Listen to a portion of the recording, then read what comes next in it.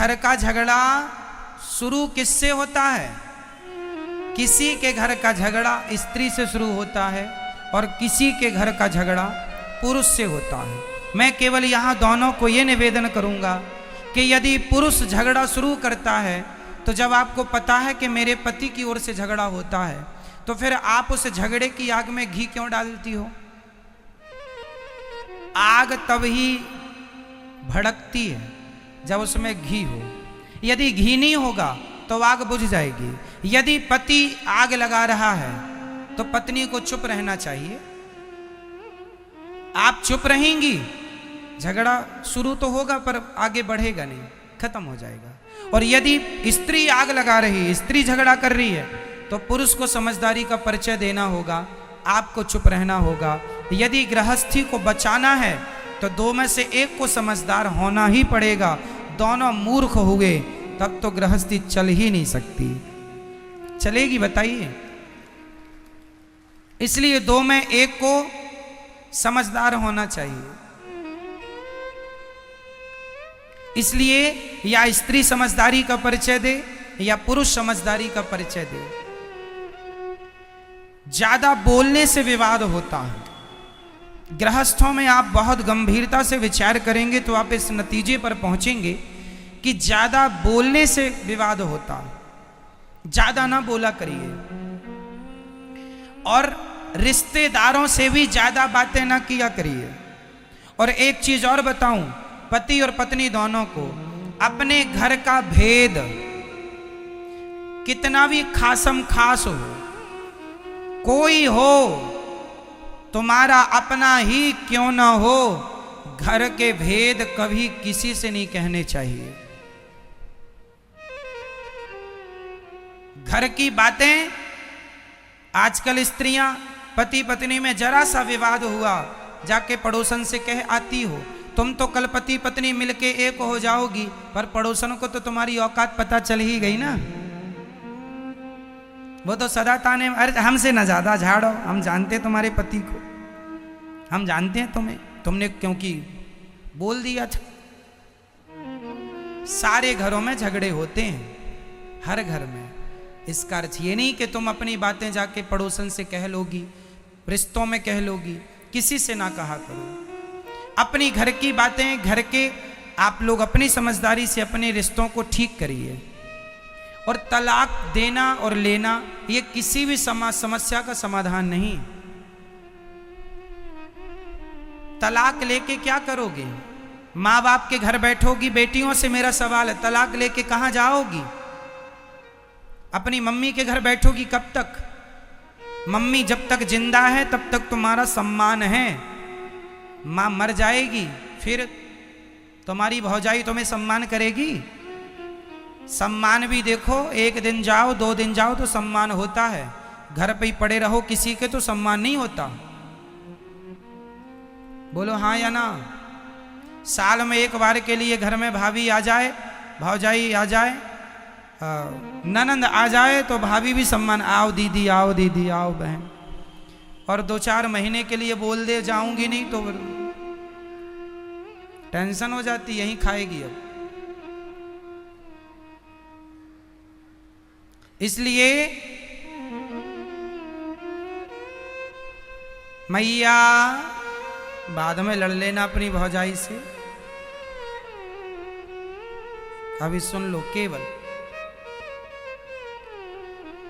कुल मिला के बात यह है, मैं सारी यहां बेटियों से बात करना चाहता हूं, बहुओं से।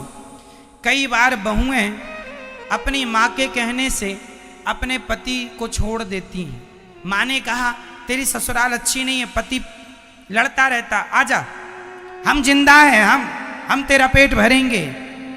ये मम्मियों को पता नहीं कब अक्ल आएगी। बेटियां बताओ, आपसे सवाल है, बेटी अपने पति के साथ सुखी रह सकती है कि अपनी माँ के साथ? ज्यादा सुख उसे माँ दे सकती है या उसका पति? जोर से।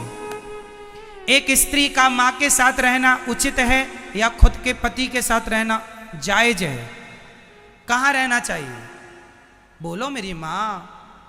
अरे सिर ना हिलाओ, बोलो मेरी माँ। किसके साथ? नहीं निकल रही है आवाज। किसके साथ? मां के साथ, पति के साथ। हर स्त्री की भलाई पति के साथ रहने में है, ना कि मां के साथ रहने में। तुम पति को छोड़ के मां के साथ, तुम्हें ज्यादा अपनी मां की गर्मी है ना कि मेरी मां, मेरे मायके में तो सब कुछ है। हम कोई भीख थोड़ी मांगते थे, हम तो 56 भोग खाते थे। तो तुम्हें भी 56 भोग तब तक ही मिलेंगे जब तक मां जिंदा है। मां मर जाएगी, कुत्तों सी जिंदगी जीना पड़ेगा। हाँ या ना? फिर इसलिए अपनी भलाई चाहती हो तो अपने पति की बात मानो, अपनी मां की नहीं। जिन जिन बेटियों ने अपनी मां की बात मानी, शादी के बाद उनका घर उजड़ा है। शादी के बाद लड़की को अपने पति की बात माननी चाहिए। यदि अपने माँ बाप की बात मानेगी तो मैं लिख के दे दूंगा स्टाम्प पेपर में, जो लड़की अपने माँ बाप की बात मानेगी उसका घर कभी बस ही नहीं सकता, चाहे वो कितनी भी समझदार क्यों ना हो। माँ बाप के हिसाब से घरों में बाग नहीं लगेगा, आग लगेगी। इसका एक जीता जागता मैं उदाहरण दे सकता हूं आपको, कहो तो दे दूं? दे दूं? तो सुनो, ये कथा मैंने एक दिन सुनाई थी, पर इस मुद्दे पर नहीं सुनाई, इसलिए इस मुद्दे पर दोहरा देता हूं। महाभारत का युद्ध एक लड़की के पिता के कारण हुआ है। कौन है वो लड़की और कौन है वो पिता? सुन लो। महाराज शांतनु मत्स्यगंधा पर मोहित हो गए। कथा हमने सुनाई थी, केवल स्मरण कराएंगे आपको, समय पूरी सुनाने का नहीं है। केवल इतिहास से हम आपका परिचय कराएंगे कि जिस लड़की ने अपने माँ बाप की बात मानी उसके जीवन में परिणाम क्या हुआ।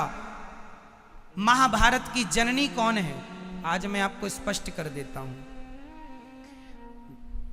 भीष्म पितामह गंगा पुत्र हो चुके थे। शांतनु का एक बेटा था, 14 साल की उम्र थी। भीष्म पितामह की उम्र कितनी थी?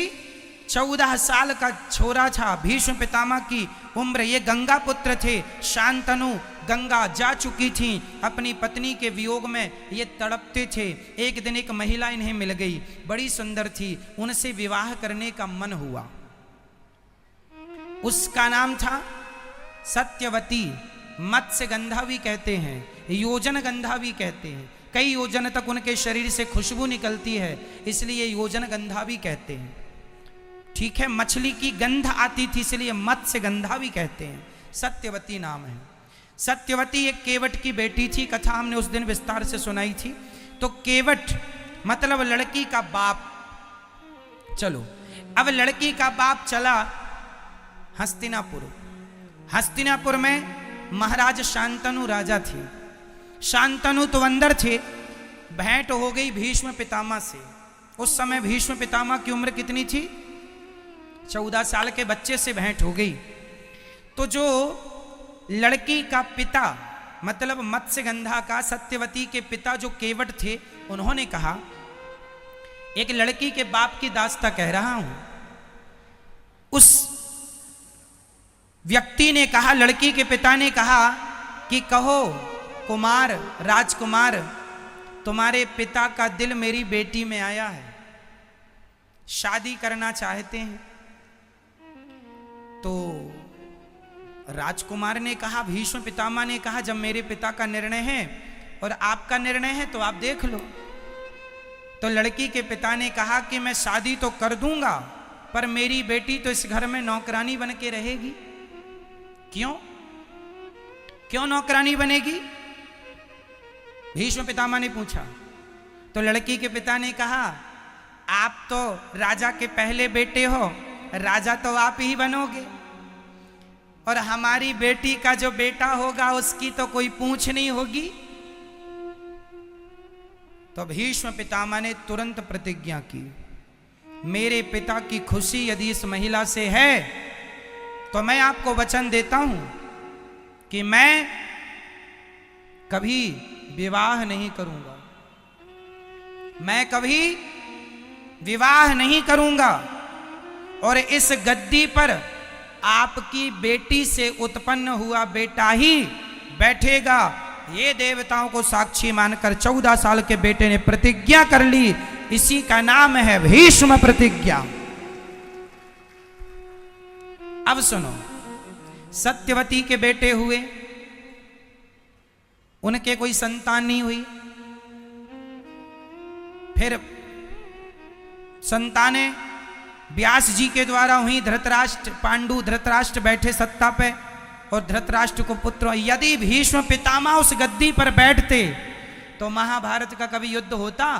हमेशा लड़की के माता पिता अपनी बेटी का भविष्य बनाने के चक्कर में वो ये भूल जाते हैं कि इनके ससुराल में किसकी हानि हो रही है, किसका भला हो रहा। वो केवल अपनी बेटी का भला देखते हैं। और तुम बेटियों को अपने पति का भला सोचना चाहिए कि आपके पति का जिसमें भला हो, आपका जिसमें भला हो, वो निर्णय आपको लो। क्योंकि ससुराल पक्ष, जो मायका पक्ष होता है, वो हमेशा एक ही तरफ से वो निर्णय देंगे जिसमें केवल आपकी भलाई है। यदि उस लड़की के पिता ने ये देखा होता कि राज्य की भलाई किसमें है, तो वो ये कभी संकल्प ना दिलाते, फिर भीष्म पितामह राजा बनते। और भीष्म पितामह राजा बनते तो महाभारत जैसी स्थिति कभी उत्पन्न ना होती। केवल यही बात समझाना है आपको कि शादी के बाद मेरी बहनों, मेरी बेटियों, हाथ जोड़ के कहता हूं, हाँ, यदि ससुराल में आप पर कोई अत्याचार हो रहा है तो आपके माँ बाप का बोलना जायज है, उचित है, पर बात बात में उंगली करना जायज नहीं है। छोटी छोटी बातों में भी माँ बाप उंगली करें, इससे रिश्ते टूट जाएंगे, खत्म हो जाएंगे। 100 में से 95 रिश्ते माँ की गलती से, लड़की की माँ की गलती से टूटते। इसलिए अपने पति, यदि तुम्हारा पति गलत रास्ते पर है, चलो एक और उदाहरण देता हूं। यदि आपका पति किसी और महिला के चक्कर में पड़ गया तो आप क्या करेंगी? भगवान करे कि आपके साथ ऐसा कभी ना हो, पर यदि हुआ तो आप क्या करेंगे? यदि आपको पता चल गया कि मेरा पति तो किसी दूसरी महिला के चक्कर में है, उससे बात करता है, उसके संग उठता बैठता है, जब आपको पता चलेगा आप क्या करती हैं? आप सबसे बड़ी गलती करती हैं। आप सबसे बड़ी गलती ये करती हैं कि जब आपको पता चलता है कि आपके पति का किसी महिला से चक्कर है तो आप तुरंत अपना सामान बांधती हैं और अपने मायके चली जाती हैं। अपनी माँ से बताती हैं। क्या होगा?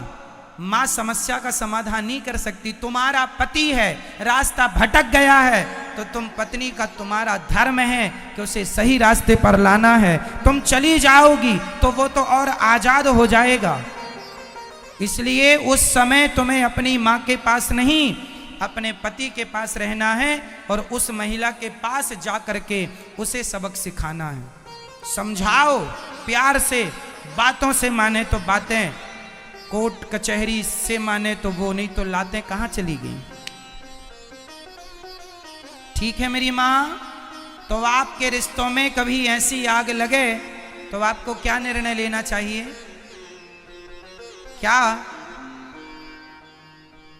हमेशा अपने पति को बचाएंगी आप? और यदि पत्नी किसी पुरुष के चक्कर में पड़ जाए तो पति उससे बचाए। पति और पत्नी एक दूसरे के रक्षक हैं। एक दूसरे की क्या है? क्या है? क्या है मेरी माँ? पूरक, रक्षक। इसलिए कभी आपका पति एक तो रास्ता ना भटके, यही अच्छा है, पर रास्ता भटके तो आप तुरंत अपने पति कुछ भी कहे पर आपको उस महिला को सबक सिखाना चाहिए। यदि हर स्त्री अपने पति के लिए उन महिलाओं को सबक सिखाने लगी तो समाज की महिलाएं डर जाएंगी कि यदि हमने इसका घर बिगाड़ा तो हमारी बदनामी होगी, जमाना हमें क्या कहेगा। आप तो गलती ये करती हैं कि आप उठाए झोला मायके चली गई, यहाँ पति उसके संग मौज करता रहा और तुमने तलाक ले लिया, तलाक लेके घर बैठ गई। इससे तुम्हें क्या मिला?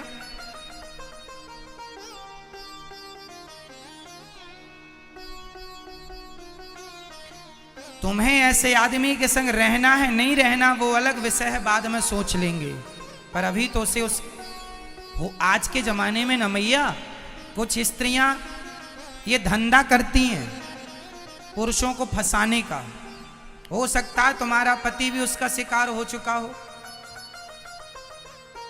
आजकल मार्केट में ये बड़ा धंधा चल रहा है। जो अच्छे लोग हैं उन्हें ये महिलाएं अपने झूठे जाल वाल में फंसाती हैं। हो सकता उनमें से आपका कोई अपना हो। इसलिए हर पुरुष से मैं निवेदन करूंगा, पराई नारी से सदा बच के रहो। पराई नारी कभी तुम्हारी सगी नहीं हो सकेगी। कभी ना पराई नारी सगी होगी, ना पराया पुरुष सगा होगा। अपनी पत्नी और अपने पति में ही विश्वास करना सीखो। यदि तुमने किसी और के आंसुओं पे चले गए तुम्हारा सर्वनाश हो जाएगा। कुछ महिलाएं कैसे फंसाती हैं। एक महिला एक पुरुष के पास आई, रोने लगी, हमारा पति हमें बहुत मारता है। तो पुरुषों की तो दया बड़ी होती है। अच्छा बहुत मारता, आओ हमारे पास बैठो, कॉफी पियो, चाय पियो। अब वो नारी ने क्या किया, ऐसे कॉफी चाय पीते पीते ये उसके संग रहने लगा। बड़ा वो रोए कि हमारा मारता, हमें तो प्यार ही नहीं करता। तो ये बैठा सबका ठेका लेके कि मैं करूंगा तेरे से प्यार, अब तेरा पति तो करता नहीं है। और ये इस चक्कर में बेचारा बड़ा दयालु बन रहा, अपना विनाश कर रहा। इसकी पत्नी को पता चला, इसने देख लिया कि ये तो दूसरी महिला के संग बैठा है। तो इसकी पत्नी ने तुरंत कहा, कौन है ये? बोलता है मैंने बड़ा धर्म किया है, बड़ा पुण्य किया है। कौन सा पुण्य कर दिया तुमने? बोले इसके पति ने इसको प्यार नहीं किया, बहुत डांटता है, बहुत मारता है, तो मैं इसको प्यार करता हूं। अब तुम भी मेरी पत्नी हो और ये भी मेरी है। लो ये कौन है? इन्हें क्या कहेंगे? क्या यही गृहस्थ जीवन का धर्म है? रोते हुए की मदद करना अच्छी बात है। विपत्ति पे किसी के संग खड़े हो जाना अच्छी बात है, पर किसी विपत्ति का आप उससे उसके बदले में उसका चरित्र मांग लें, ये बहुत बुरी बात है कि तेरी मदद मैं चरित्र के बदले करूंगा या करूंगी। इन चक्करों में ना पड़ा करो। समाज बहुत गलत रास्ते पर चल चुका है, बहुत गलत कदम बढ़ चुके हैं लोगों के। समाज में क्या क्या लोग कर रहे हैं कहा भी नहीं जा सकता। क्यों मैया, बहुत कुछ हो रहा समाज में या नहीं? तो ऐसी गंदगियों से आपको अपने पतियों को बचाना है, अपनी पत्नियों को बचाना है, और आने वाली पीढ़ी को, बेटा और बेटियों को बचाना है इस गंदगी से। कहीं आप शिकार ना हो जाए। इसलिए पति पर जब कोई चरित्र का हमला होगा तो सबसे पहले साथ कौन खड़ा होगा? पत्नी। और पत्नी के संग पति, और एक दूसरे के चरित्र की रक्षा करो, एक दूसरे के काम आओ और प्रेम से गृहस्थी निभाओ। एक दूसरे से प्रेम करो, पत्नी पति से प्रेम करे, पति पत्नी से प्रेम करे। जैसे हमारे राम सीता से प्रेम करते हैं और सीता राम से प्रेम करती हैं, और दोनों से प्रेम हो, और दोनों पति पत्नी मिलकर दोनों भगवान से प्रेम कीजिए। यही सदगृहस्थ है, यही गृहस्थी है मेरी मां। मैया समझ में आई बात? तो गलत रास्ते पर आप तो नहीं जाएंगे ना कभी। तो आप अपने पत्नी से और अपने पति से झगड़ा तो नहीं करेंगे। मैया आप लोग अपने पतियों से प्यार करती हो कि नहीं? बोलो हाँ या ना, बोलो हाँ या ना। करते हैं मैया? हाँ करते। तो आपका पति आपसे प्यार करता है कि नहीं? चलो आप तो करती हो अपने पति से, पति करता है कि नहीं? नहीं, कभी तो आई लव यू का ही होगा उसने, नहीं कहा कभी? मैया पति ने कभी आई लव यू कहा? नहीं कहा। अरे राम राम राम राम। कहते रहते हैं पर ये मानती नहीं है मैया। आपके पति भी आपसे बहुत प्यार करते हैं। अच्छा, पत्नियों को यही लगता है कि हम प्यार कर रही हैं अपने पति से, हमारा पति तो करती नहीं प्यार। 100 में से 95 पत्नियों को यही लगता कि हमारा पति हमसे प्यार नहीं करता। अब पति बेचारा क्या छाती फाड़ के दिखा दे कि हम तुमसे प्यार करते हैं? कह ही तो सकता है, छाती तो ना तुम फाड़ सकती हो ना पति फाड़ सकता है। तो इसलिए मेरी माँ, यदि आपका पति आपसे प्यार करता है तो निश्चित जहां प्रेम अधिक होता है ना, यदि हम आपसे प्रेम करते हैं तो हम आपको डांट भी सकते हैं। बोलो हाँ या ना? हम आपसे प्रेम करेंगे तो हम आपको डांट भी सकते हैं, प्रेम नहीं करेंगे तो हम आपको नहीं डांट सकते। आपका पति आपको डांटा करे तो बात बात में गुस्सा ना हुआ करो कि डांटते रहते हैं। जहां प्रेम ज्यादा है, जिससे प्रेम करेगा उसी को डांटेगा, उसी को डांटता है। आप भी डांट सकते हैं, वो भी डांट सकता है। यही गृहस्थी है। वो कुछ कहें तो तुम चुप रहा करो, तुम कुछ कहो तो वो चुप रहें। यही समझदारी है गृहस्थी की। और ऐसे से रिश्ते चलते हैं। आप जरा जरा सी बातों में झोला उठा के मायके चली गई, आप जरा जरा सी बातों में आपने बोलना। अच्छा, पति पत्नी में कितनी भी लड़ाई हो जाए पर आप लोग बोल चाल बंद मत करना, क्योंकि बोल चाल बंद होते ही सुलह के सारे दरवाजे बंद हो जाते हैं। सुलह के दरवाजे बंद हो गए क्योंकि बोल चाल बंद हो गया। कई पति पत्नी जरा सा लड़े, बोल चाल बंद, बोलेंगे नहीं, डे बोले टुप्पी टाप। बोला करो, कितना भी लड़ाई झगड़ा हो पर बोलना। ना तो सास से बोलना बंद करना, ना पति से, ना किसी से। सारे रिश्तों को निभाना है और छोटी छोटी बातों में ध्यान नहीं देना। पति कुछ कह दे, कोई बात नहीं, कह दिया, गुस्से में कुछ हमने कह दिया, हमें आज गुस्सा था, हमें गुस्सा था बहुत ज़्यादा, कोई काम को लेके कोई टेंशन थी, गुस्सा था, सारा गुस्सा पत्नी पे उड़ेल दिया। पत्नी को भी थोड़ा समझदार होना चाहिए, जरा जरा सी बात पे ना करे। आज गुस्सा, रोज तो गुस्सा नहीं करता, कभी तो प्यार भी करता होगा, तो बस इंतजार करो। हर समय सूर्य गर्म नहीं होता, शाम को ठंडा हो जाता है, सुबह भी ठंडा होता, बस दोपहर में गर्म रहता है। तो दोपहर में आप लोग भी सड़क में नहीं निकलते, घर में रहते हैं। तो जब पति गर्म है, माइंड गर्म है, खोपड़ी गर्म है, थोड़ा आप दूर रहो, अपने कमरे में घुसे रहो, वो जो करे करने दो, चिल्लाए चीखे जो करे, थोड़ा शांत होने दो माहौल, फिर तुम बात कर लेना। अब वो गर्म है, वो गालियां दे रहा और आपने भी शुरू कर दी, मैं जा रही हूं अच्छा मायके, रह लेना मेरे बिना।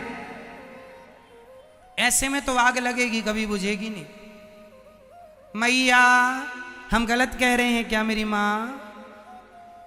नहीं, तो फिर आप करोगी ना, जो बात कह रहे हैं उसका पालन करोगी ना? ठीक है। तो पति कुछ बोलेंगे तो आप क्या करेंगी?